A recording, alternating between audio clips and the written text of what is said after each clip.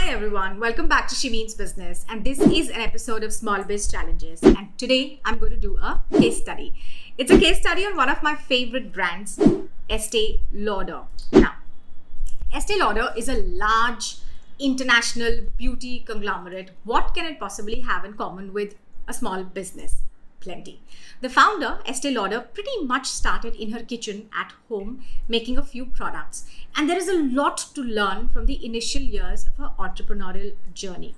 All around me now, there are so many startup beauty brands starting from home, small, organic, paraben-free, chemical-free brands. And there is so much to learn from the way Estee Lauder scaled up her business. Not just startup beauty brands, I think all small businesses have a lot to learn from her journey. In this video today, I'm going to talk about 4 things that I found very interesting and that all of us can learn from. A lot of my research has come from a podcast called The Business Wars, from a series called Estee Lauder versus L'Oreal. It's deeply fascinating. You must go check it out. This is Deepika Singh. Welcome to She Means Business. Before we go forward, don't forget to subscribe to this channel. You can also follow me on social media. I'm available as She Means Business, Deepika Singh, pretty much everywhere.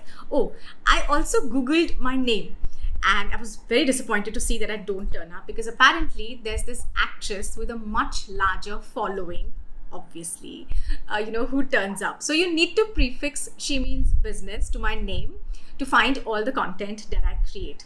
I guess it's okay. Coming back to Estee Lauder and her journey.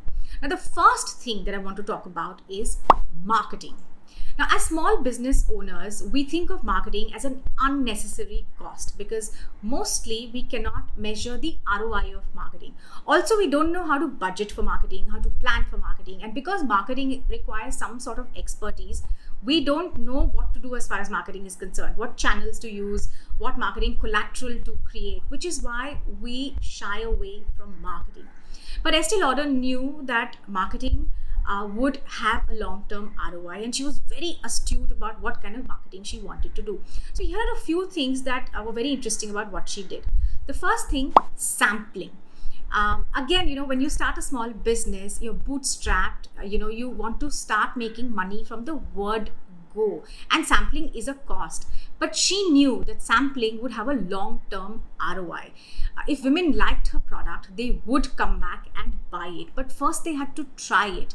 Not only would they come back and buy it by word by mouth, it would also spread to other women because we women share stuff. Where we got the new beauty products from, which new salon are we going to, etc., etc. So she knew that women who liked her product would also tell a friend.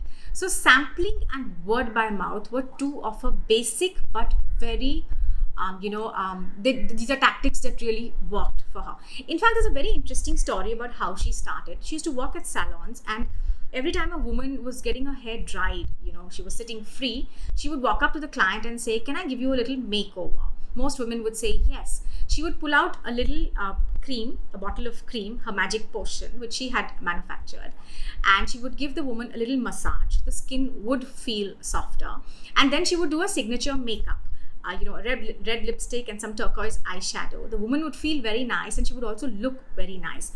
And then Estee Lauder would say, "No pressure, why don't you take this little bottle home? If you like the product, you can always come back to me and buy it." And that always worked for her. Most women came back and bought it, and they also told their friends. So sampling worked for her not only when she was selling from salons, even when she wanted to scale up and wanted to sell from retail outlets, it actually worked for her. So sampling and word by mouth, she understood, and she also understood that it would have long-term ROI. The second thing in marketing that she was very clear on, and she really knew very well, was her positioning. She knew that she wanted to position her brand as a luxury brand.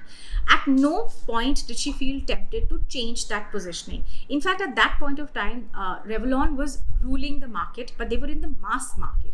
But Estee Lauder knew she never wanted to be in the mass market. She was very clear about her positioning. And that positioning, she stayed true to that positioning throughout. So even when, she saw the Revlon numbers, even when she realized that the mass market was a bigger market, she was never ever tempted to change her positioning. The third thing in marketing, which a lot of small business owners we don't do, is to identify the exact TG. She knew exactly who her TG was, who was the sort of woman who would buy her product. She knew what that woman would want from her beauty products, what that woman wanted to feel from her beauty products. She had complete clarity on who her TG was. Once you do that exercise of identifying who your TG is, it becomes very easy to understand, as far as marketing is concerned, where to find that TG, how to communicate to that TG. So everything sort of falls into place as far as marketing is concerned once you have identified who is your target audience, who is it that you're speaking with.